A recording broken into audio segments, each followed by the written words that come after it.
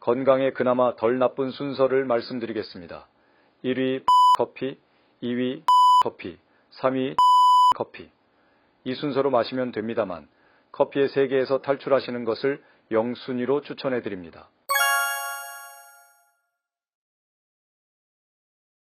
세 살 버릇이 여든간다. 오늘 우리의 선택과 습관이 우리의 미래를 만듭니다. 나의 선택과 반복된 행동은 우선 나 자신의 미래를 만들고 내 주변 어린이와 어른 모두의 미래를 바꿀 수도 있습니다. 지금 바로 시작합니다.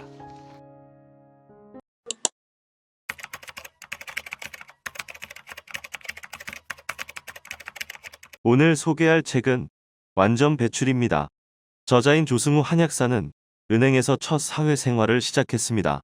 바쁘게 정신없이 살았고 고기와 가공식품도 정신없이 먹었습니다. 몸이 아프기 시작했습니다.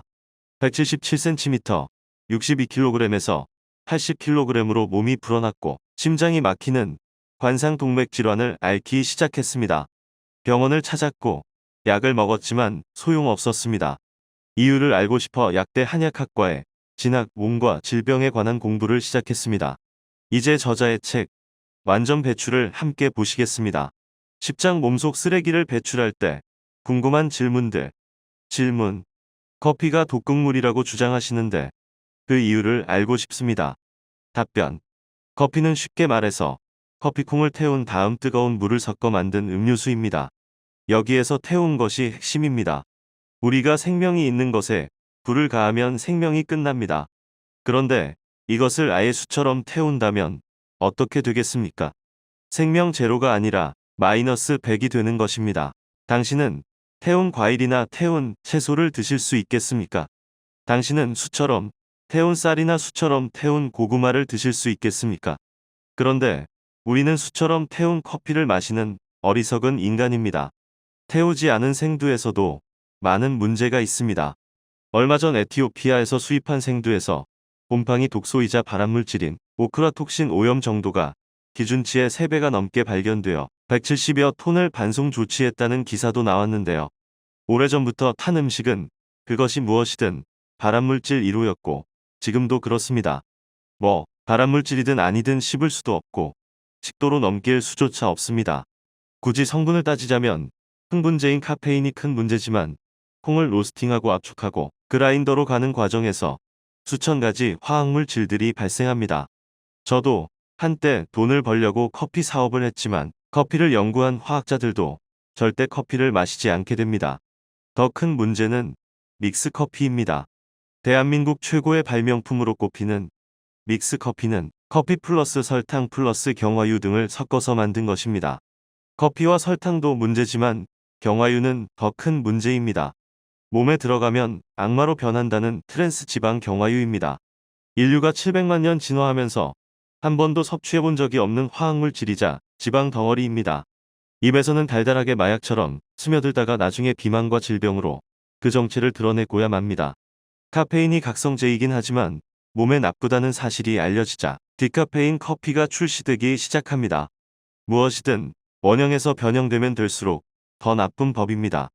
카페인을 제거하기 위해서는 염화 메틸렌이라는 유기용해제를 사용합니다.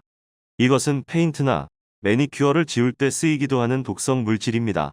커피를 못 마시게 하면 자살하겠다는 분들을 위해 건강에 그나마 덜 나쁜 순서를 말씀드리겠습니다. 1위 블랙커피, 2위 믹스커피, 3위 디카페인 커피. 이 순서로 마시면 됩니다만 커피의 세계에서 탈출하시는 것을 0순위로 추천해드립니다. 커피를 평소 마시지 않던 옛날 어른들은 그 쓴 것을 왜 마시나 가슴이 쿵쿵 뛰어서 못 마시겠다, 잠이 안 온다라고 하시며 거절하십니다. 저희 할머니는 가슴이 뛴다며 바카스 한 병을 다 못 드셨습니다. 화학물질에 반응하신 것입니다. 당연히 어린이들도 문제가 생겨서 커피를 못 마시게 합니다. 그들의 몸이 그만큼 순수하기 때문에 거부하는 것입니다. 그런데 온갖 공장 음식으로 오염된 우리 성인들에게는 혼탁한 웅덩이에 설거지물을 섞는 것 정도의 미미한 반응이 옵니다. 삶은 개구리 증후군이라는 말이 있습니다. 따뜻한 냄비 속에서 시원하다 좋아하다가 나중에 물이 끓자 자기가 죽는 줄도 모르게 죽어버리는 개구리를 빗댄 말입니다. 여러분은 끓는 물속 개구리가 되지 않으시기 바랍니다. 저희 예방원 카페에 얼마 전 글이 하나 올라왔습니다. 물이 끓자 재빨리 도망쳐 나오신 분인데요. 여기에 글을 소개합니다. 채소 과일식을 실천하고 커피를 끊은 지 4개월쯤 되었습니다. 하루 서너 잔을 안 마시고는 못 베기던 제가 레몬수와 무첨가 주스를 마시면서 과감하게 끊었습니다. 오늘 회사 외부 교육이 있어 갔더니 커피가 나왔는데 혼자만 안 먹을 수가 없어 뜨거운 아메리카노를 한 잔 마셨습니다. 결과는 오후 내내 속이 물렁거리고 토 나올 듯하고 두통도 왔습니다. 채소 과일식을 한 후 항상 9시쯤 잠들어 새벽 4에서 5시에 일어났는데 오늘 밤은 11시에 일어나 지금까지 잠을 잘 수가 없습니다. 아직도 속은 울렁거리고 두통이 멈추지 않습니다. 몸이 깨끗해지자 커피의 독성을 알게 된 것일까요? 커피 없이 살게 된 나에게 감사드립니다. 끓는 물 속에서 따뜻하게 온천을 즐기다가 나오신 분의 체험담이었습니다. 자, 당신은 저 냄비에서 나오시겠습니까? 계속 즐기시겠습니까? 당신이 선택하실 차례입니다. 여기까지 책의 내용 중 일부를 정리해 보았습니다.